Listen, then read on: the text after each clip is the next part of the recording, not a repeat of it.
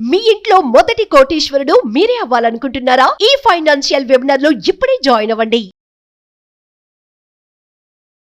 So 2025లో Germany work వీసాలో వచ్చినటువంటి మార్పుల గురించి ఒక్కసారి. Germany also one of the most important industrialized countries in the world.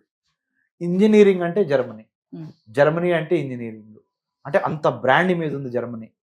కాకపోతే ఒకే ఒక్క ప్రాబ్లం ఏంటంటే అమెరికాకే ఎక్కువ వెళ్తారు మన వాళ్ళు, జర్మనీకి ఎందుకు వెళ్ళరో తెలుసా madam? The language is very difficult, the climate is very harsh. అంటే అక్కడ విపరీతమైన శీతాకాలం, చలికాలం ఎక్కువ ఉంటుంది. మనం ఇప్పుడు వాటర్ తాగుతున్నాం కదా మేడం, వాళ్ళు రోజు బీర్ తాగుతూ ఉంటారు. సో మన హైదరాబాద్ కుర్రోళ్ళకి అబ్బాయిలకి కానీ, మరి అమ్మాయిలు ఏమో నాకు తెలియదు కానీ అబ్బాయిలకి అయితే బీర్ చాలా ఇష్టం కదా. జర్మనీ వెళ్ళగానే ఫస్ట్ అట్రాక్షన్ ఏంటి? వాటర్ బదులు బీర్ ఎక్కువ తాగుతూ ఉంటారు వాళ్ళు. What I'm trying to say is Germany is definitely ఒక గొప్ప ఇంజనీరింగ్ మార్వెల్ కంట్రీ. ఇంజనీరింగ్ అంటే జర్మనీ. ఇంకోటి ఏంటంటే జర్మనీలో ఉన్న ఖచ్చితత్వం, అంటే డూప్లికేట్స్ ఉండవు, సెకండ్ క్లాస్ మెటీరియల్ అసలు ఉండదు, ఉండేదంతా ఫస్ట్ క్లాస్ మెటీరియల్లే. Time, punctuality, management. So it's definitely a great country Germany. అక్కడ మనము వర్క్ పర్మిట్ తీసుకొని జర్మనీలో స్థిరపడటానికి ఉన్న అవకాశాలు ఏంటి? నా ఫ్రెండ్ ఒకడు ఉన్నాడు, వాడి పేరు చెప్తే వాడు ఫీల్ అవుతాడేమో. వాడు ఇప్పుడు జర్మనీలో జర్మనీ అమ్మాయిని చేసుకొని ఒక 20 ఏళ్ళుగా అక్కడ సెటిల్ అయిపోయాడు, ఒక 15 ఏళ్ళుగానో గుర్తులేదు. సో చాలామంది మన తెలుగు కుర్రోళ్ళు కూడా జర్మనీ వెళ్ళటం జరిగింది. కాకపోతే జర్మనీలో వచ్చే ప్రాబ్లం ఏంటంటే వీసా కానీ, డాక్యుమెంటేషన్ కానీ, బ్యాంక్ అకౌంట్స్ కానీ ఇష్టం వచ్చినట్టు దొంగ పెట్టి అప్పటికప్పుడు ఆ నోషన్ దాటితే చాలు, ఎట్లా ఒకటి వెళ్ళాలి అనుకుంటే మటుకి జర్మనీ అస్సలు స్పేర్ చేయదు. Very strict protocols, strict rules. ఒక్కసారి కనుక మోసం చేశారని తెలిస్తే మళ్ళీ మీకు జీవితంలో వీసా రాదు మళ్ళీ జర్మనీ వెళ్తానికి, జీవితంలోనే. So you have to be very careful. And German education is also fine, but you have to prepare your self to learn German language. మొత్తం ఇంగ్లీష్తోనే అక్కడ అవుద్ది అంటే అవదు. అమెరికాని ఎక్కువ ఎందుకు ప్రిఫర్ చేస్తామంటే మనము ఎక్కువ మన తెలుగు వాళ్ళు ఉంటాము, మన ఇండియన్స్ ఉంటాము. English as a common language or a popular language. That's why life has become very easy when you wanted to go to United States. జర్మనీకి అట్లా కాదు. జర్మన్ నేర్చుకోవటం అనేది కంపల్సరీ. అంటే అంత ఇంగ్లీష్ ఉన్నా కానీ అక్కడ ఇంగ్లీష్లో మాట్లాడరు వాళ్ళు, జర్మన్ లాంగ్వేజ్ నేర్చుకోవాలి. ఇంకోటి, జర్మనీలో వర్క్ పర్మిట్కి సంబంధించినంత వరకు ఈ మధ్య కాలంలో G7 కంట్రీస్ అంటారు, ఇండస్ట్రియలైజ్డ్ కంట్రీస్.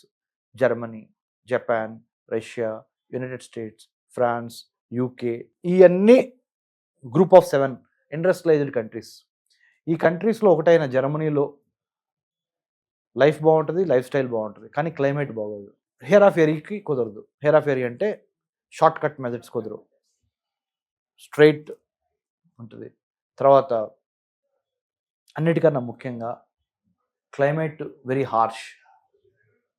అంటే తెలుగులో చెప్పాలంటే వాతావరణం చాలా అనుకూలంగా ఉండదు.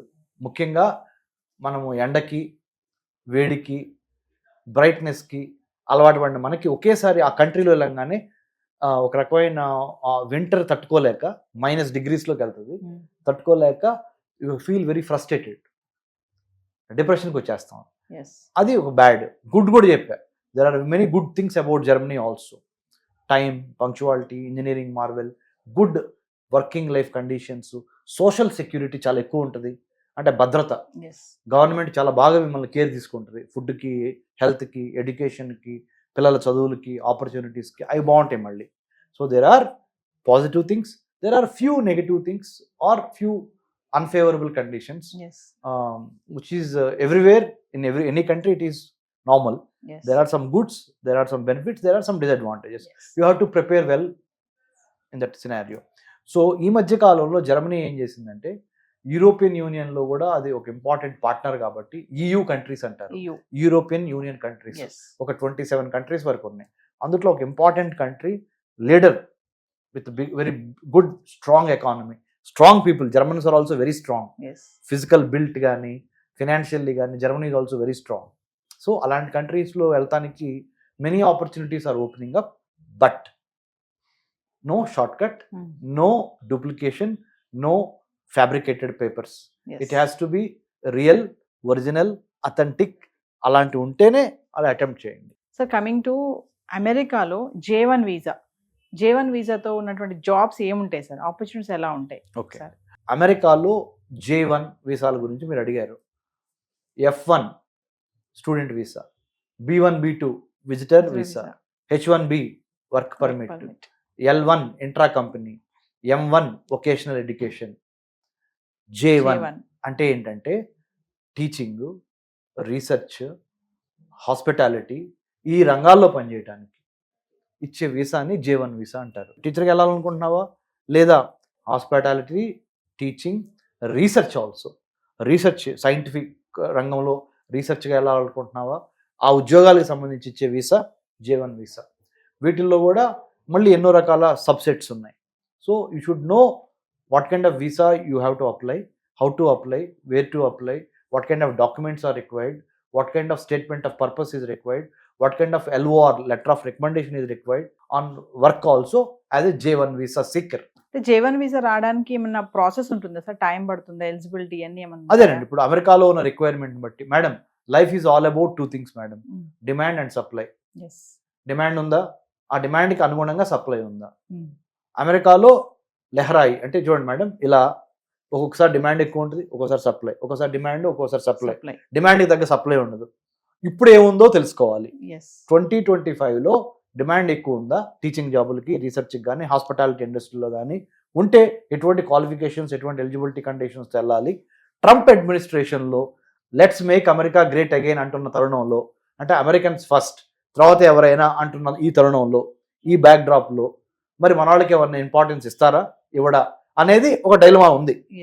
కానీ పర్ఫెక్ట్గా డాక్యుమెంటేషన్ చేసి, పర్ఫెక్ట్ డిమాండ్ అర్థం చేసుకుని అమెరికాలో పర్ఫెక్ట్ సప్లై చేయడానికి హ్యూమన్ రిసోర్సెస్ని మనం కనుక ప్రాపర్ విల్ స్కిల్తో, ప్రాపర్ నాలెడ్జ్, స్కిల్ అండ్ యాటిట్యూడ్తో ప్రిపేర్ అయితే nothing is impossible. Comparing H1B వీసాకి J1 వీసాకి ఏంటి సార్ డిఫరెన్స్ ఏంటి? H1B ఎక్కువగా ఐటీ ఆధారిత సేవలు, ఇన్ఫర్మేషన్ టెక్నాలజీ, మిగతా రంగాల్లో ఉండటానికి టెక్నికల్, ఇది నాట్ ఓన్లీ టెక్నికల్, ఇంకా అదర్ కూడా ఉన్నాయి, కానీ IT is the centre. H1B is a work permit అండి. J1 వచ్చేసరికి కొద్దిగా స్పెషలైజ్డ్, టీచింగ్, సర్వీస్ సెక్టర్ కూడా, టీచింగ్, హాస్పిటాలిటీ, రీసెర్చ్ ఇది. కాబట్టి వీటిలో ఉండే జాబులకి ఈ J1, IT, software, computer science, data science, ఇంకా అదర్ ఇంజనీరింగ్ జాబ్స్ ఇదంతా వచ్చేసరికి H1B. J1 వీసాని exchange visitor visa కూడా అనొచ్చు. ఉదాహరణ J1 విజిటర్స్ మీద ఎగ్జాంపుల్, మంచి ప్రశ్న వేశారు. మీరు చాలా స్మార్ట్గా మంచి క్వశ్చన్స్ అడుగుతున్నారు మేడం. ఏంటంటే J1 ఎక్స్చేంజ్ విజిటర్ వీసా కూడా అనొచ్చు. ఎందుకు అనొచ్చు అంటే, నేను ఒక పొలిటికల్ సైన్స్ ప్రొఫెసర్ అనుకుందాం, కొద్దిసేపు నేను హైదరాబాద్ సెంట్రల్ యూనివర్సిటీలో పనిచేస్తున్నాను అనుకుందాం. నేను ఒక 1 yearకి as a teaching faculty I can go and teach in University of Texas, or let's say Brown University, or University of Utah, or University of Maryland, or University of Southern California. As a exchange visitor, me being a lecturer here or assistant professor here, taking 1 year leave and teaching there. Sometimes, or I got a scholarship to study there.